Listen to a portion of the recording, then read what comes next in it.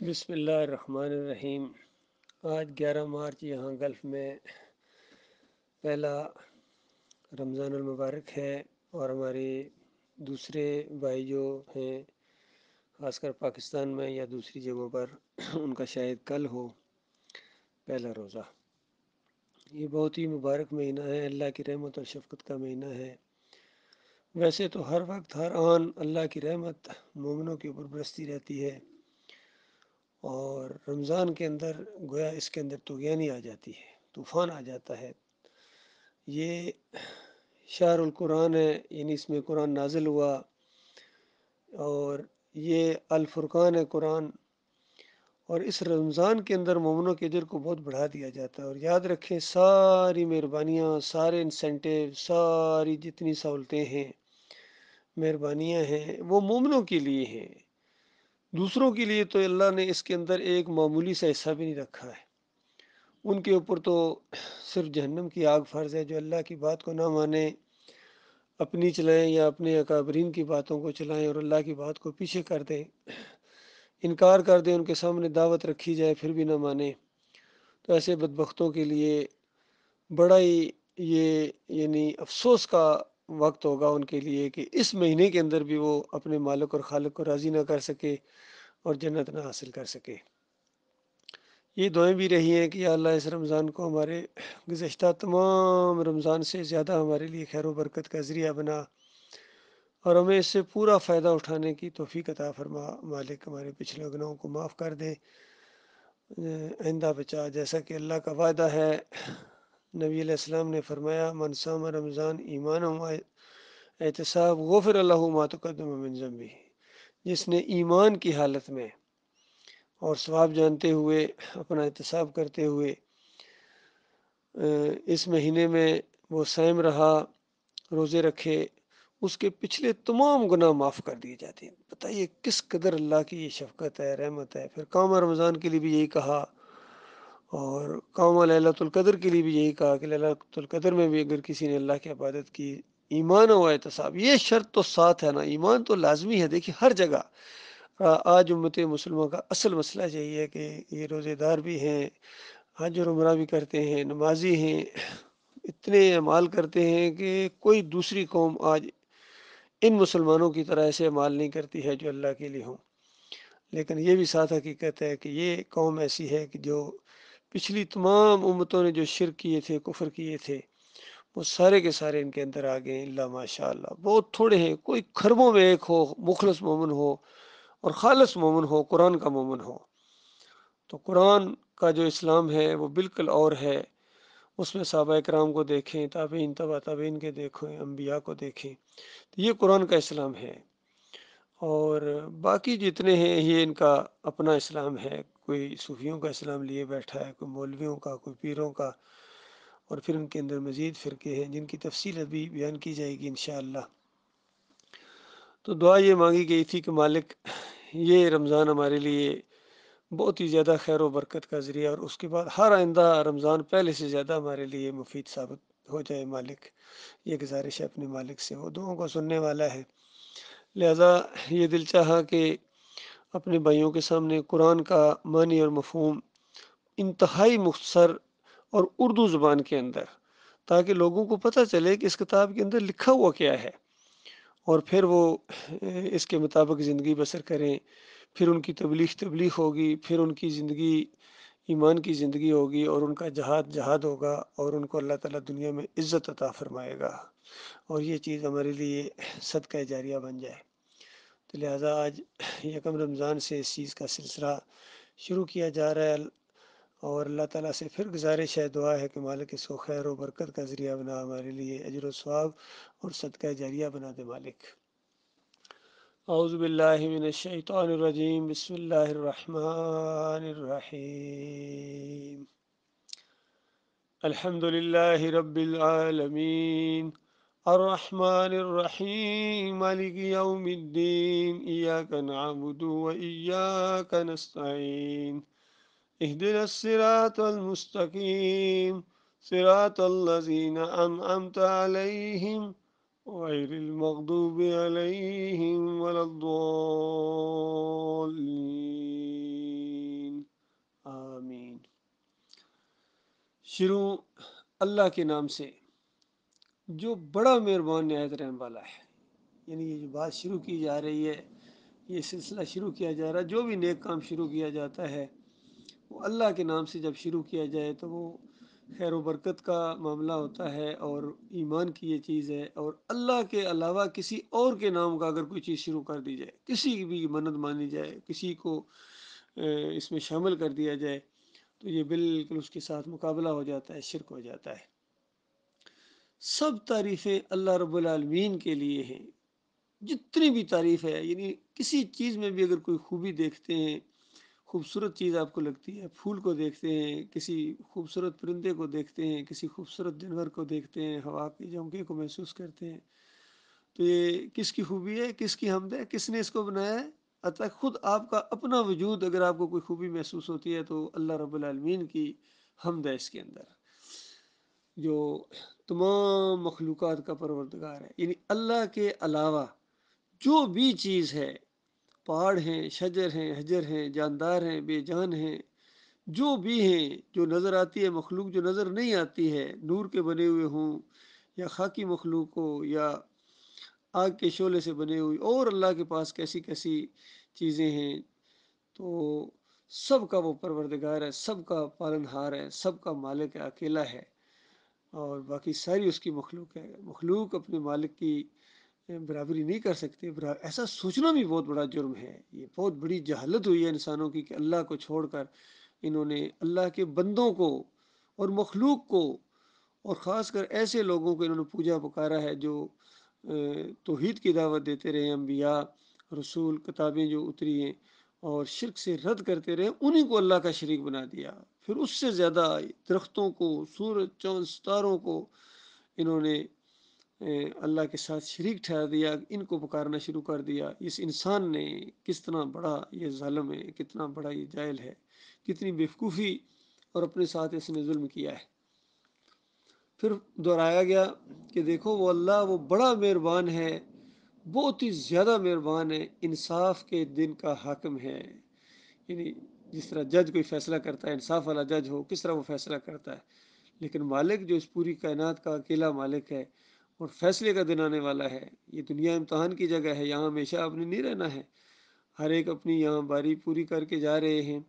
جو بھی انسان مرتا ہے اس کی روح پر فرشتے لے جاتے ہیں۔ یہ دنیا میں جو امتحان اس نے کیا، دنیا آخرت کی کھیتی ہے، اس کی مثال دی گئی کہ جو کچھ آج بو گے کل قیامت کے دن کاٹو گے، اور قیامت کے دن جو فیصلہ ہونا ہے وہ اسی ایمان اور عقیدے کے اوپر ہونا ہے، توحید کے اوپر ہونا ہے، اور اللہ رب العالمین فیصلہ کرے گا اس دن۔ کوئی کسی کی چوں چراں وہاں سنی نہیں جا سکے گی، اور جس کسی کو اللہ تعالیٰ معاف کرنا چاہے گا اس کے بارے میں جس کو کہے گا کہ اس کی سفارش کرو، تو وہ سفارش اس انداز سے تو ہے، لیکن کوئی اپنی طرف سے سفارش کرے اپنی طرف سے وہاں کہ میرے مرید تو لازمی جنت جائیں گے، میرے مریدوں کو کچھ نہ کہنا، اس انداز سے کسی کی جرت، اس کا نام تو لو، کوئی بھی نہیں ہے اس طرح۔ وہ سارا کا سارا اختیار جو ہے وہ اللہ رب العالمین کے ہاتھ میں ہوگا، اور کوئی اس دن بول نہ سکے گا، اور کوئی انسان، کوئی جان، کوئی چیز کسی دوسری کی ذرہ برابر کام نہیں آئے گی اس دن۔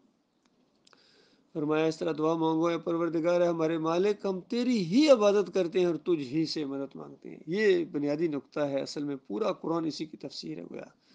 یہ پہلی کڑاکے کی توحید کی آیت آئی ہے، ایمان خالص کی بات یہاں بتائی گئی ہے، بندوں کا اللہ کے ساتھ تعلق مضبوط اور جوڑنے والا یہ جو ایک معاملہ سامنے آیا ہے، یہ کتنا ہی خوبصورت اور کتنا ہی حسین ہے، یہ اللہ کا سکھایا ہوا ہے۔ اور کس قدر بدبخت اور فریبکار اور جھوٹے ہیں وہ لوگ جو اس بندھن کو توڑتے ہیں اور جھوٹ بولتے ہیں۔ جس طرح محمود الحسن نے اپنی تفسیر کے اندر لکھا کہ بات تو صحیح ہے، لیکن اللہ کے مقبول بندوں کو خالص واسطہ رحمت الہی سمجھ کر اگر پکارا جائے تو یہ بھی اسی کے اندر آتا ہے، یہ بھی گویا اللہ ہی کو پکارنا ہے۔ یعنی اگر مقبول بندوں، یعنی یا رسول مدد کہہ دیا جائے اور یا علی مدد کہہ دیا جائے تو یہ بھی ایاک نعبد و ایاک نستعین نہیں ہے۔ اندازہ لگاؤ، اس سے بڑا فراڈ میں کہتا ہوں اس زمین کے اوپر کسی انسان نے کسی انسان کو نہیں دیا ہوگا، اتنا بڑا فراڈ۔ پھر اسی طرح اشرف علی تھانوی صاحب کہتے ہیں کہ اللہ کے جو بندے ان کو نبی کا بندہ کہا جا سکتا ہے۔ محمد حنیف کہتے ہیں یوسف علیہ السلام کو جو سجدہ کیا پورے خاندان نے، یہ گویا اللہ ہی کو سجدہ تھا۔ اس طرح فریب کاروں نے قرآن کی دعوت کا رخ موڑ دیا، بدلی کر دیا انہوں نے۔ تو بالکل یہ سارے کے سارے جھوٹے ہیں۔ اور کیا اللہ آپ سے اتنا بھی مطالبہ نہ کرتا کہ اتنی بات تم کہہ دو کہ اللہ کی بات سچی اور ان مولویوں کی بات جھوٹی۔ ان مفسرین نے بہت ہی ظلم ڈھایا ہے انسانوں کے اوپر اور اپنے اوپر۔ اسی وجہ سے یہ سلسلہ بھی شروع کیا جا رہا ہے تاکہ ان مفسرین نے جو شرک کے انجیکشن دیے اس قرآن کے اندر ان کا بھی آپ کو ساتھ ساتھ بتایا جائے تاکہ آپ ان سے بچیں۔ اور یہ اس دور کے یعنی قرآن کا راستہ روکنے والے لوگ ہیں، ان سے آپ کو جان چھڑانا لازمی ہے۔ اللہ آپ سے یہی مطالبہ کرتا ہے، اس کو کفر بالطاغوت کہتے ہیں۔ اللہ کی بات سامنے آ جائے اور پھر اللہ کے مقابلے میں کسی اور کی بات سامنے آ جائے تو اگر کسی مقابلے میں کسی کی بات کو مانا تو یہ گویا اس کو رب ماننا ہے۔ یہ شرک ہے بہت بڑا۔ اسی لیے اللہ سے دعا مانگتے ہیں مومن ایماندار، یہ دعا اللہ ہی کی سکھائی ہوئی ہے کہ اے اللہ ہم کو سیدھے راستے پر چلا۔ یہ انسان کی سب سے بڑی ضرورت ہے کہ وہ سیدھے راستے پر چلے، صراط مستقیم پر چلے۔ سوچو میرے بھائیو، اگر دنیا میں کسی کو 1000 کروڑ سال بھی بادشاہی مل گئی اور وہ سیدھے راستے پر نہیں ہے، اس کے بعد ہمیشہ کی آگ میں چلا جائے گا، تو کیا اس نے پایا؟ تو سیدھے راستے پر اگر کوئی چلا ہے جس کو اللہ سیدھا راستہ کہتا ہے، تو اس کے بعد اگر دنیا اس کی پریشانیوں میں بھی گزری ہے تب بھی چند دنوں کا معاملہ ہے، اس کے بعد ہمیشہ ہمیشہ کی بادشاہی کا تاج اس کو پہنایا جائے گا۔ یہ انسان کی سب سے بڑی ضرورت ہے، اللہ سے زیادہ اس بات کو کون جاننے والا ہے؟ اس لیے مالک نے یہ چیز سکھائی کہ دیکھو میرے سے مانگو، اور یہ مانگو، کہیں کوئی اور چیز نہ، باقی چیزیں بعد میں ہیں، لیکن سب سے بڑی اور سب سے پہلے جو مانگنے والی چیز ہے تمہارے مالک اور خالق سے، وہ یہ ہے کہ میں صراط مستقیم پر چلا، ان لوگوں کے راستے پر جن پر تو نے اپنا فضل و کرم کرتا رہا، انعام یافتہ لوگوں کے اوپر۔ دیکھیے اور پن پوائنٹ کی جا رہی ہے کہ مالک ہم صراط مستقیم جو مانگ رہے ہیں پورے شعور اور بصیرت کے ساتھ مانگ رہے ہیں کہ مالک تو جن کے اوپر راضی ہے، تو وہ ان کی بات ہو رہی ہے۔ باقی چاہے وہ دنیا میں ستائے گئے ہوں، پریشان کیے گئے ہوں، تکلیفوں میں ڈالے گئے ہوں، بیمار رہے ہوں، قتل کر دیے گئے ہوں، دنیا نے ان کو بے شک اگر اچھا نہ سمجھا، ہمیں ان کی باتیں نہیں ہیں۔ مالک تو جن کو پسند کرتا ہے، مالک تو جن کے اوپر ان کے راستے پر چلا جو ان کا طریقہ تھا، اور میرے مالک ان کے طریقے پر نہ چلانا جن پر تو غصے ہوا، یعنی ناراض ہوا، غضب تیرا ٹوٹا ان کے اوپر، اور ان کے راستے پر نہ چلانا جو بالکل گمراہوں کا راستہ ہے۔ اس کی تفسیر میں یہ آیا ہے کہ یہ جو غضب جن پر ٹوٹا یہ یہود ہیں، اور جو گمراہ ہو گئے یہ نصارہ ہیں۔ آج یہ مسلمان بھی یقین کریں فرقوں کے اندر بٹنے کے بعد پوری طرح ان گمراہ لوگوں کے طریقے پر چل پڑے، اور نبی علیہ السلام کی اس میں پیشن گوئی بھی تھی۔ اللہ تعالیٰ نے بتایا تھا نبی علیہ السلام کے ذریعے کہ یہ بعد والے بھی بالکل اسی روش کے اوپر چلیں گے جو یہود و نصارہ کا انداز تھا۔ آج یہ فرقوں میں بٹ گئے اور قبروں کی یہ پوجا کرتے ہیں، گنبد کی پوجا کرتے، گنبد ان کے دماغوں کے اندر چلا گیا، گنبد کو شرک ہی نہیں کہتے، اندازہ لگائیے۔ اور مورتیوں کی شکل اختیار کر لی ان کے گنبدوں نے، مزاروں نے، عرس اور میلے کرتے ہیں، چادریں چڑھاتے ہیں اور ان کی نظر و نیاز کرتے ہیں۔ کوئی 11ویں سے خوش ہوتا ہے، کوئی 12ویں کا کیک کٹواتا ہے، کوئی چوریوں سے، کہیں تیل چڑھایا جاتا ہے، کہیں حلوے چڑھتے ہیں جا کے، اور عجیب و غریب ان کے نام انہوں نے رکھے ہیں۔ کوئی نکروڑے والی سرکار ہے، کوئی کلیاں والی سرکار ہے، کوئی میاں تھب ہے، کوئی بری کھری ہے، کوئی داتا صاحب ہے۔ اندازہ اللہ کے جو نام تھے ان کے اندر دے داتا صاحب ہیں جی، کتنوں کو نام ہی کو نہیں اس کا آتا، کہتے ہیں داتا صاحب دینے والے ہیں جی۔ کیا ملتا ہے وہاں سے سوائے جہنم کی آگ کے؟ تمہیں کچھ بھی نہیں ملے گا، یا دھکے ملیں گے، یا ذلت ملے گی جو دنیا کے اندر مل رہی ہے۔ تو لہٰذا ان مزاروں کی بندگی سے اور بتوں کی پوجا پاٹ سے، ان دیویوں کو یہ جتنے بھی جہاں جہاں تک یہ آواز پہنچے، چاہے انڈیا میں والے لوگوں کو، جس مذہب کے لوگوں کو، کرسچنز کو، یہودیوں کو، ہندوؤں کو، سکھوں کو، اور ان مسلمانوں کو، اور اس میں جن کے جتنے فرقے ہیں، بریلوی ہوں، دیوبندی ہوں، اہل حدیث ہوں، سلفی ہوں، جہاں جہاں تک یہ آواز پہنچے، بھائیو یقین کرو یہ بالکل تم صراط مستقیم پر نہیں ہو، تم الٹے راستے کے اوپر ہو، اور تمہارا جو یہ انجام ہے یہ جہنم کی آگ کے اندر ہمیشہ تمہیں وہاں جانا پڑے گا، واپسی نہیں ہے، وہ یاد رکھنا۔ یہ آج دنیا ہے، یہ موقع ملا ہے، اس کو گنوانا نہیں ہے، اور یہ موقع دوبارہ نہیں ملے گا۔ یہ سورہ فاتحہ ہے میرے بھائیوں، اور گویا یہ ایک دعا ہے، اور اس دعا کا جواب اللہ تعالیٰ نے پورے قرآن کی شکل میں ہمارے سامنے رکھ دیا ہے، جو بھی آپ کو انشاءاللہ آپ کے سامنے یہ باتیں آتی رہیں گی، تو ہر جگہ ہر وقت جب بھی درس آپ کے سامنے آئے، جہاں سے بھی، جس صورت سے بھی، اس پہلے درس کو آپ نے ذہن میں رکھنا ہے، کیونکہ یہ جہاں سے بھی کہیں کوئی چیز پڑھی جائے گی گویا اسی سورہ فاتحہ کا جواب ہے۔ آپ اللہ تعالیٰ سے ایک بات مانگ رہے ہیں، اب اللہ تعالیٰ گویا آپ سے یہ کہہ رہا ہے کہ اب یہ کہو، تب یہ تم صراط مستقیم پر ہو۔ اس کی چھوٹی سی ایک مثال دے کے میں آگے بڑھوں گا۔ جس طرح ہر صلات کے اندر سورہ فاتحہ پڑھی جاتی ہے، ایک دعا ہے جو اللہ تعالیٰ سے مانگی جاتی ہے، اور پھر سورہ فاتحہ کے بعد کوئی بھی سورت پڑھتا ہے رکعت کے اندر، مثال کے طور پر کل ہو اللہ احد پڑھتے ہیں، تو اس کا مطلب یہ ہے کہ آپ نے صراط مستقیم مانگی ہے، اب تمہیں کہنا پڑے گا، کہو اس بات کو، اعلان کرو اس بات کو کہ اللہ اکیلا ہے، کل ہو اللہ احد، اللہ الصمد، وہ بے نیاز ہے، لم یلد ولم یولد، نہ اس نے کسی کو جنا ہے نہ وہ کسی سے جنا گیا ہے، کوئی اس کی برابری کرنے والا نہیں، کوئی اس کی ذات کا ٹکڑا نہیں ہے، نور کا ٹکڑا نہیں ہے، کوئی اس کے مد مقابل نہیں ہے۔ تو گویا دیکھا کیسا ربط ہے قرآن کی ہر صورت کا، ہر آیت کا اس صورت کے ساتھ۔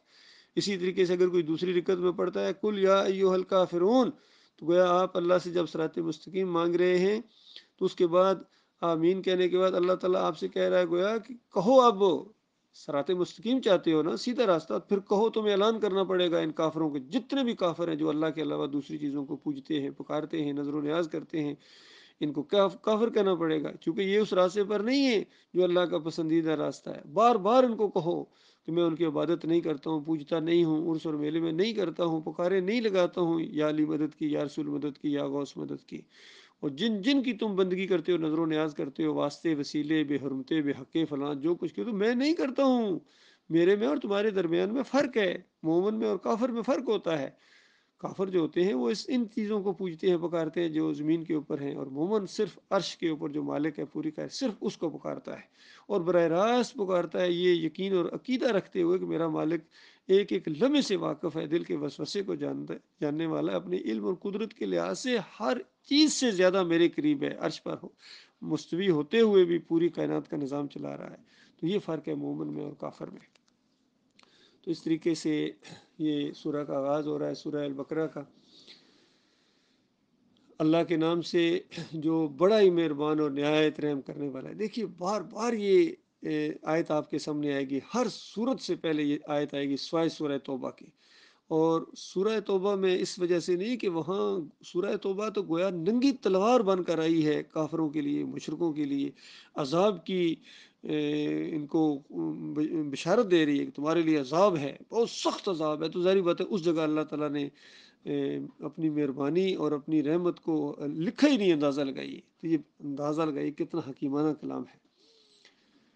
فرمایا الف لام میم، یہ کتاب، یعنی یہ وہ کتاب ہے، اس قرآن کی طرف کہا گیا ہے، اور لوح محفوظ میں بھی ہے جو یہ وہ کتاب ہے، اس میں کچھ شک نہیں، ذرا برابر شک نہ کرنا، اس کتاب کے اندر بھی کوئی شک نہیں ہے، اور اس میں یہ بھی شک نہیں ہے کہ کہیں اللہ کے علاوہ کسی اور کی طرف سے تو نہیں ہے، یہ نبی علیہ السلام کی کوئی اپنی کتاب تو نہیں ہے، نہ نہ نہ نہ، یہ وہ کتاب ہے جس نے تمام انبیاء کی رہنمائی کی ہے، تمام انبیاء کی ہدایت کا ذریعہ بنی ہے جو کتاب، یہ وہ کتاب ہے، وہاں سے ہی ہر دور کے اندر چاہے تورات ہو، زبور ہو، انجیل ہو، صحیفے ہوں، اسی کے اندر سے اتارے گئے اور انبیاء کی رہنمائی کی گئی ہے، ہدایت کا ذریعہ بنائی گئی ہے، اور اسی کتاب کے ذریعے اللہ تعالیٰ نے قوموں کو اٹھایا ہے۔ عربوں کو جو عزت ملی تھی وہ اس کتاب کی وجہ سے ملی تھی، یاد کیجیے، یاد رکھیے گا۔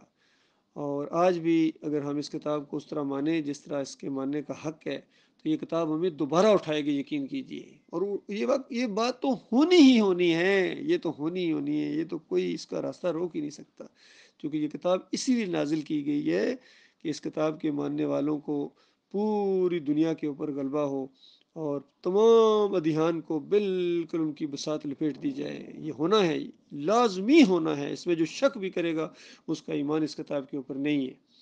تو بتایا گیا اس میں ذرا برابر شک نہیں ہے، اور یہ بھی شک نہیں ہے کہ اللہ رب العالمین کی طرف سے ہے، اور یہ بھی ہے کہ یہ اللہ سے ڈرنے والوں کے لیے یہ رہنما کتاب ہے، جس طرح ابھی میں نے آپ کو بتایا کہ یہ رہنمائی کرتی ہے، یہ پیچھے نہیں چلتی ہے کسی کے، یاد رکھیے، یہ کسی نبی ولی، کسی شہید اور صدیق کے پیچھے نہیں چلتی ہے، بلکہ نبی کو بھی اس کتاب کے پیچھے چلنا پڑے گا، جس طرح کئی جگہ کہا گیا کہ لوگوں یہ بات سنو، کہ نبی علیہ السلام کے منہ سے نکلا گیا کہ میں جو میرے اوپر نازل کیا گیا ہے اس کی وجہ سے میں یہ بات کر رہا ہوں، اس کی وجہ سے میں ہدایت پا رہا ہوں، یہ ساری چیزیں اس طریقے سے بیان کی گئی۔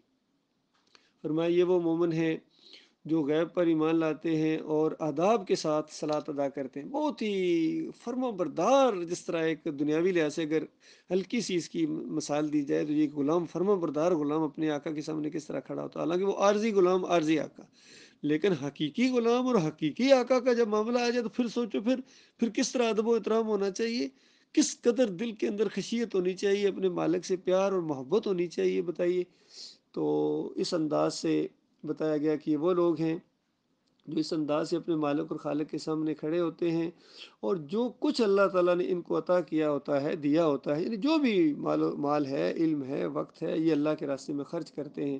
یہ دین سے کماتے نہیں ہیں، یہ دین پر لگاتے ہیں. اور یہ ان کتابوں پر بھی ایمان رکھتے ہیں جو اس کتاب سے پہلے نازل ہوئی ہیں، تورات، زبور، انجیل، اور سب پر یہ ایمان لاتے ہیں اور آخرت کا یقین رکھتے ہیں. یعنی پیروی کے لیے یہ آخری کتاب ہے، پچھلی کتابوں میں تبدیلیاں ہو چکی ہیں، اور جن لوگوں نے اس میں گڑبڑ کی ہے، اس کو بدلا ہے، وہ اپنے انجام کو پہنچیں گے. اب آخری کتاب آ گئی، آخری شریعت آ گئی، آخری نبی محمد صلی اللہ علیہ وآلہ وسلم. حتیٰ کہ عیسیٰ ابن مریم کا بھی جب نزول ہوگا تو وہ بھی اسی شریعت کے پابند ہوں گے، اسی کتاب کے پیچھے چلیں گے. یاد رکھیے، یہ رہنما کتاب ہے. فرمایا یہی وہ لوگ ہیں جو اللہ کی طرف سے ہدایت پر ہیں اور یہی نجات پانے والے ہیں. یعنی جو بھی اس انداز سے ایمان لائے گا، شرک اور کفر کو چھوڑے گا، کفر پہ طاغوت کرے گا، ان گمراہ کرنے والوں سے بیزاری کا اعلان کرے گا، ان کے پاس جا کے نہیں بیٹھنا ہے، یہ دین نہیں سکھائیں گے، یہ تمہیں پھر کافر بنائیں گے اگر ان کے پاس پھر جا کے بیٹھے. اس طرح اس کتاب نے رہنمائی فرمائی. دیکھی کتنا بڑا نقطہ اس کتاب نے بتایا کہ دیکھو، ان مولویوں اور پیروں کے پاس جا کر اگر بیٹھو گے، ان کی محفلوں میں ان کے درس اٹینڈ کرو گے، چاہے کتنی سہانا انداز سے ان کی کرت ہو، ان کی تقریریں ہوں، لیکن ایسا شرک کا انجیکشن تمہارے اندر دیں گے، تمہیں اپنے سے زیادہ اللہ کا دشمن بنا دیں گے، اور پھر ہمیشہ ہمیشہ ان کے ساتھ آگ کے اندر رہنا پڑے گا. جو بھی یہ لوگ انداز اختیار کریں، ایسے سارے لوگوں کے لیے بتایا اولئک علی ھدی من ربہم واولئک ھم المفلحون. ایسے سارے لوگ جو ہیں یہ ہدایت پر ہیں اللہ تعالیٰ کی طرف سے، اور یہی جو ہیں یہ فلاح پانے والے ہیں. کامیابی ان کے حصے میں، اس زندگی کے امتحان میں یہ کامیاب رہیں گے. اور جو لوگ کافر ہیں، یعنی نہیں مانتے، انہیں تم نصیحت کرو یا نہ کرو، ان کے لیے بالکل برابر ہے، ایمان نہیں لاتے ہیں. جتنا مرضی ان کو سمجھاؤ کہ داتا اللہ ہے، دستگیر اللہ ہے، رکوع اور سجدے کے لائق صرف اللہ ہے. کوئی نبی ولی جو ہے نا، یہ رکوع اور سجدہ کسی اور کو نہیں کیا کرتا تھا. تو اس انداز سے کبھی ان کے اوپر اثر نہیں ہوتا ہے. جو مرضی ان کو کہو، لیکن ویسے کرو، سالوں بیت جائیں گے ان کے ساتھ، یقین کیجئے، لیکن یہ حضرت صاحب ماننے کے لیے تیار نہیں ہے، علامہ صاحب ماننے کے لیے تیار نہیں ہے، مفتی صاحب ماننے کے لیے تیار نہیں. برابر ہے بالکل، نصیحت ان کو کرو یا نہ کرو، ان کے لیے بالکل برابر. ایمان نہیں لاتے ہیں، اور وجہ یہ مالک فرماتا ہے اللہ نے ان کے دلوں اور کانوں پر مہر لگا دی ہے. دیکھیے میرے بھائیو، یہ بھی آپ کو آواز آ رہی ہوگی باہر، کتنی تیز بارش ہونا شروع ہوگی. اللہ کی رحمت گویا ایسا لگتا ہے جوش میں آ گئی ہے. اس کی آوازیں بھی آپ کو آ رہی ہوں گی. اور یہ پہلا رمضان ہے، اور مالک کی رحمت کس طرح جوش کے اندر آئی ہوئی ہے، اپنے مومن بندوں کے اوپر برس رہی ہے. اور اس میں رحمت کو محسوس کیا جا رہا ہے کہ واقعی مالک بہت ہی رحیم ہے، بہت ہی کریم ہے، ارحم الراحمین ہے. اور وہ اس کے وعدے سچے ہیں، اس کا دین سچا ہے، اور یہ اس کا احسان ہوا ہے کہ مالک نے ہمیں ایمان کی طرف رہنمائی فرمائی ہے. اگر مالک نہ چاہتا تو ہم اسی طرح ان گمراہ لوگوں کی طرح ہوتے، اور مالک نے ایسا انتخاب کیا ہے، چنا ہے. ہم سلیکٹڈ لوگ ہیں الحمدللہ، بائی نیم مالک نے چنا ہے اپنے دین کی سربلندی کے لیے. اور یہ مومنوں کی جماعت قائم ہوئی ہے اس دور کے اندر. توحید کی دعوت دیتے ہیں، رد شرک کرتے ہیں، قرآن کی طرف لاتے ہیں. دعوت یہ ہے صحیح معنوں میں دعوت القرآن.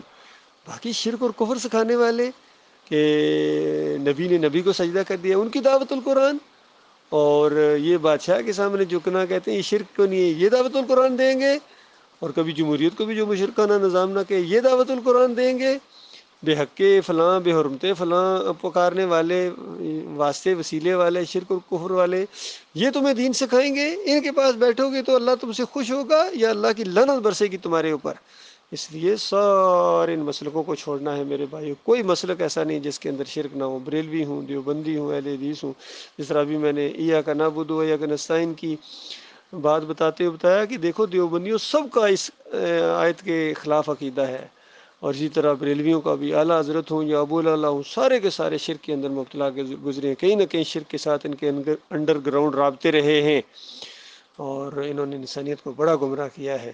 لہٰذا میرے پیارے بھائیوں، اس ایمان کی طرف آ جاؤ۔ آج اس کا آغاز ہے، اس کے بعد انشاءاللہ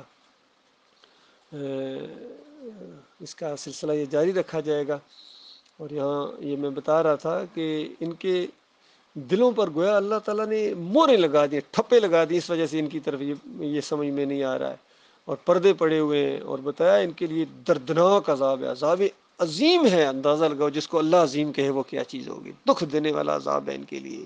چند دنوں کا یہ معاملہ ہے، اس کے بعد جب خالی ہاتھ جائیں گے، ایمان سے خالی، یہ حاجی، یہ زکاتی اور یہ روزے دار اور یہ عمرہ اور حج کرنے والے اور جہاد کرنے والے اور تبلیغیں کرنے والے اور تقریریں کرنے والے، جب ایمان کے اندر شرک کا ثابت ہو جائے گا تو اس کے بعد بتاؤ کتنا ان کو دکھ ہوگا، کتنا ذلت کا عذاب ان کو دیا جائے گا۔ اور پھر اپنے ساتھ اپنے بیوی بچوں کو جو لے جائے، اپنے رشتہ داروں کو جو لے جائے، اپنی قوم کو جو لے جائے، اور ان کے اکابرین بھی وہیں ہوں گے، ان کے جتنے علماء ہیں، مشائخ ہیں، پیر ہیں، مولوی ہیں، ان کے سیاسی لیڈر ہیں اور عسکری لیڈر ہیں، سارے کے سارے وہیں ہوں گے، کوئی بھی نہیں بچے گا، کیونکہ جس کے بھی عقیدے کے اندر خرابی ہوگی وہ جنت نہیں جا سکتا ہے۔ اللہ تعالیٰ غور و فکر کرنے کی توفیق عطا فرمائے۔ مالک اپنی رحمت کے صدقے، اپنی شفقت کے صدقے ہمارے اوپر اسی طرح مالک رحمت کی بارش برساتا رہے دنیا اور آخرت کے اندر۔ اللہ سے بڑی امیدیں ہیں، بہت ہی مہربان رب ہے ہمارا، اور اللہ تعالیٰ ہر خیر اور خوبی ہمارے ساتھ لگا دے۔